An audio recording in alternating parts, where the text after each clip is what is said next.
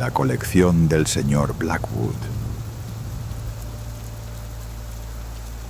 La mansión Blackwood era un monumento a la decadencia y el misterio. El señor Alistair Blackwood, su último habitante, había sido un excéntrico coleccionista de objetos extraños y macabros. Tras su repentina desaparición, la casa quedó abandonada, envuelta en rumores de rituales oscuros y presencias fantasmales. Un grupo de jóvenes urbanitas, ávidos de emociones fuertes y material para su canal de YouTube de exploración urbana, decidieron adentrarse en sus ruinas.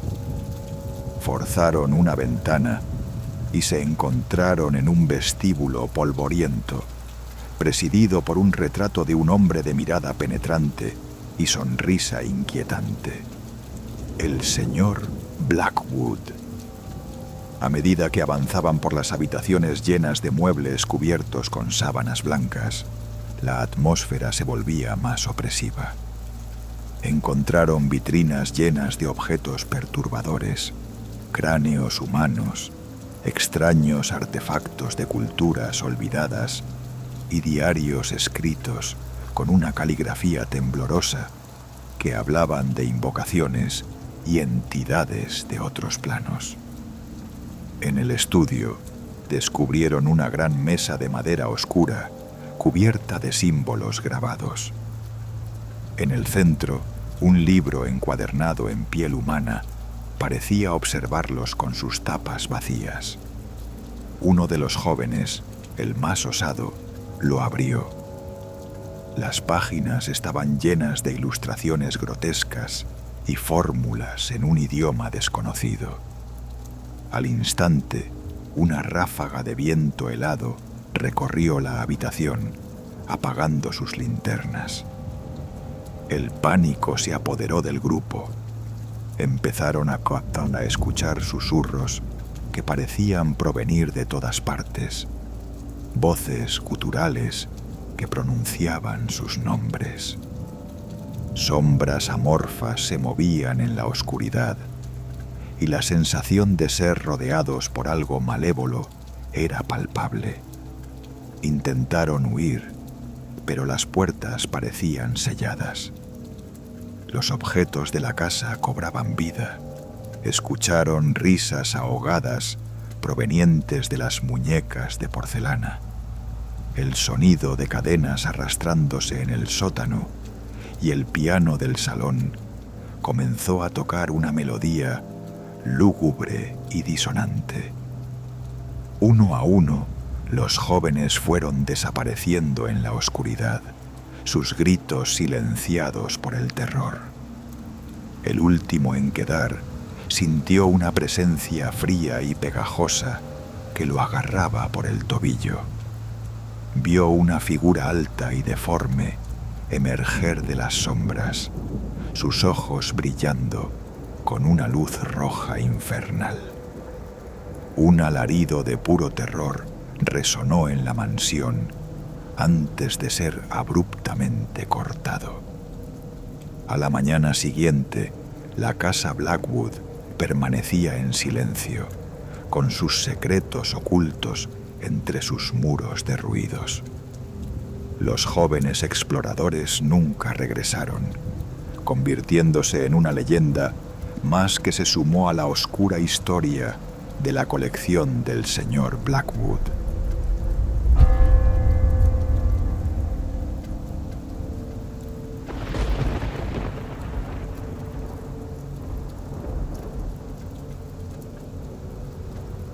La mansión Moreau.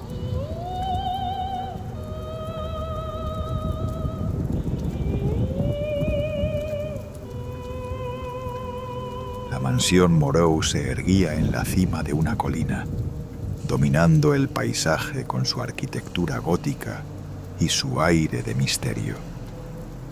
La familia Moreau, una de las más ricas y poderosas de la región, había desaparecido sin dejar rastro a principios del siglo XX, dejando tras de sí una fortuna incalculable y un sinfín de rumores sobre rituales secretos y pactos con fuerzas oscuras.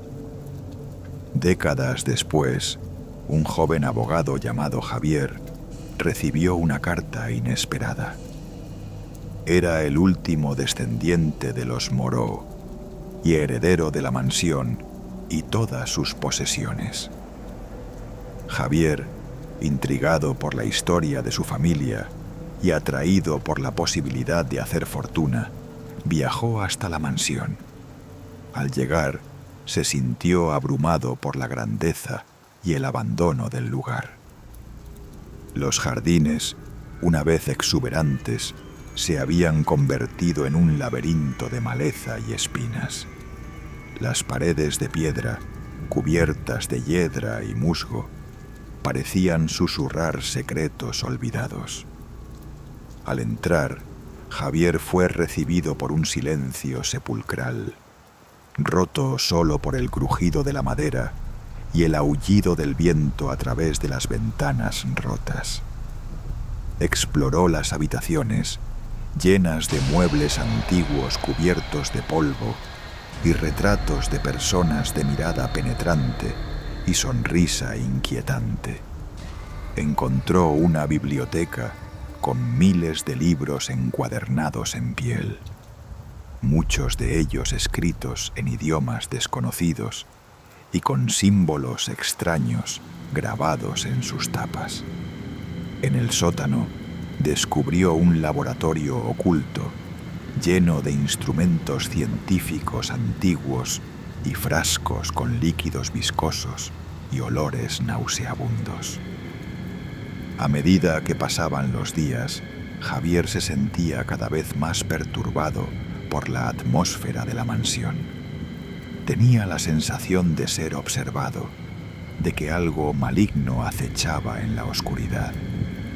Escuchaba ruidos extraños, pasos en los pasillos, susurros que parecían llamarlo por su nombre. Una noche, mientras dormía, tuvo una pesadilla terrible. Soñó que los espectros de la familia Moreau lo rodeaban, intentando arrastrarlo a las profundidades de la mansión. Despertó sobresaltado, sintiendo un frío intenso en la habitación.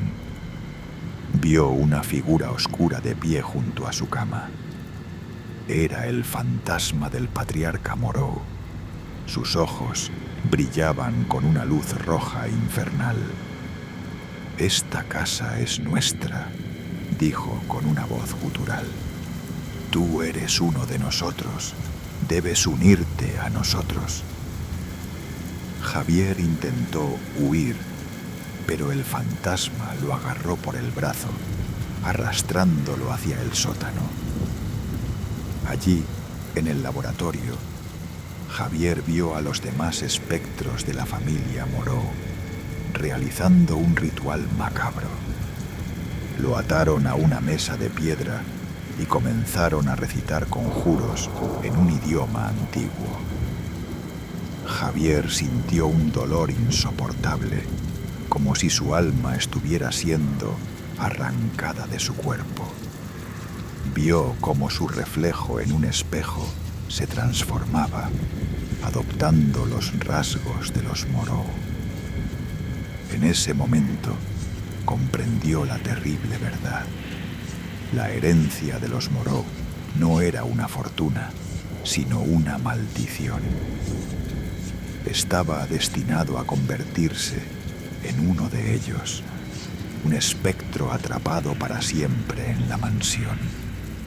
Un grito de terror resonó en la noche, seguido de un silencio sepulcral. A la mañana siguiente, la mansión Moreau permanecía en silencio, con sus secretos ocultos entre sus muros derruidos. Javier nunca fue encontrado, convirtiéndose en una leyenda más que se sumó a la oscura historia de la familia Moreau.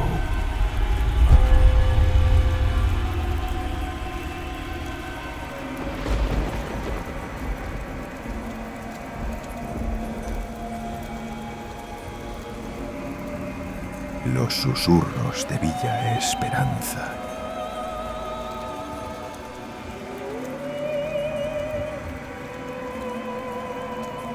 Villa Esperanza se alzaba solitaria en un valle remoto, rodeada de un bosque denso y misterioso.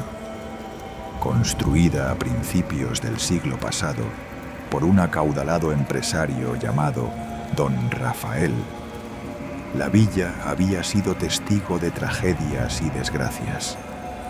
Se decía que la esposa de Don Rafael había muerto en circunstancias extrañas en una de sus habitaciones y que su espíritu, lleno de dolor y rabia, aún vagaba por los pasillos. Tras la muerte de Don Rafael, la villa quedó abandonada, convirtiéndose en un lugar temido y evitado por los habitantes del valle. Una noche tormentosa, un grupo de estudiantes de arquitectura, buscando un lugar tranquilo para trabajar en un proyecto, encontraron Villa Esperanza. A pesar de las advertencias de los lugareños, decidieron pasar allí el fin de semana, atraídos por la belleza decadente de la villa y la tranquilidad del entorno. Al llegar, la villa les pareció imponente y melancólica, con sus muros de piedra cubiertos de enredaderas y sus ventanas oscuras como ojos vacíos. Se instalaron en las habitaciones del segundo piso, las únicas que parecían estar en un estado medianamente habitable. La primera noche transcurrió sin incidentes, pero a medida que las horas avanzaban, comenzaron a escuchar ruidos extraños, crujidos en el suelo de madera, susurros débiles que parecían provenir de las paredes y el sonido lejano de un piano tocando una melodía triste y repetitiva. Al principio intentaron ignorar los ruidos, atribuyéndolos al viento o a su propia imaginación. Pero a medida que las noches se sucedían, los fenómenos se volvieron más intensos y perturbadores. Las puertas se abrían y cerraban solas.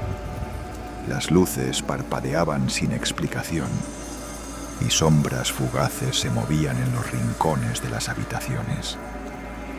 Uno de los estudiantes, llamado Andrés, comenzó a tener pesadillas vívidas en las que veía a una mujer pálida y demacrada vagando por la villa, con los ojos llenos de lágrimas y una expresión de profundo sufrimiento. Una noche, mientras trabajaban en el salón principal, sintieron una presencia fría y opresiva que invadió la habitación. Las velas se apagaron de repente, sumiéndolos en una oscuridad total. Un susurro helado resonó en el aire, justo detrás de ellos. «Lárguense, esta casa es mía», decía la voz, llena de dolor y furia. El pánico se apoderó de los estudiantes. Intentaron huir, pero las puertas estaban cerradas con llave. De repente, la figura de una mujer apareció en medio del salón. Era la mujer de sus pesadillas, pálida y espectral, con el rostro desfigurado por el sufrimiento. Sus ojos los miraban con una intensidad aterradora. Los estudiantes gritaron de terror, retrocediendo hasta quedar acorralados contra la pared. La mujer espectral se acercó lentamente, extendiendo sus manos huesudas hacia ellos. Uno de los estudiantes, desesperado, recordó una vieja leyenda que decía que el espíritu de la mujer estaba atado a un antiguo joyero que se encontraba en su antigua habitación. Corrieron hacia el segundo piso, buscando desesperadamente el joyero. Finalmente, lo encontraron sobre una vieja cómoda. Al abrirlo, encontraron un collar de perlas blancas, marchitas y oscurecidas por el tiempo. En el momento en que tocaron el collar, la figura espectral apareció frente a ellos, con una expresión de furia indescriptible. Intentó arrebatarles el collar, pero los estudiantes lo sujetaron con fuerza. Sintieron una fuerza helada que intentaba arrastrarlos hacia la oscuridad. En medio de la lucha, el collar se rompió, esparciendo las perlas por todo el suelo. En ese instante, la presencia maligna desapareció. La casa quedó en silencio y la atmósfera opresiva se disipó. Los estudiantes, exhaustos y aterrorizados, salieron de Villa Esperanza al amanecer, jurando no volver jamás.